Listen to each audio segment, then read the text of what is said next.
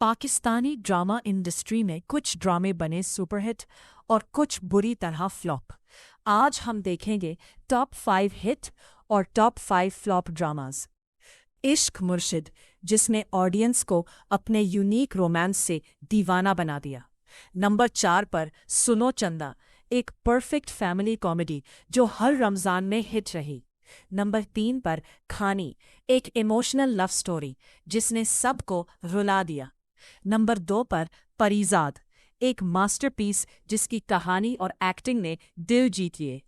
और नंबर 1 पर है मेरे पास तुम हो, जिसने टीआरपी के सारे रिकॉर्ड तोड़ दिए। अब बात करते हैं फ्लॉप ड्रामों की। नंबर 5 पर मैन, बड़ी कास्ट के बावजूद इम्पैक्ट ना बना सका।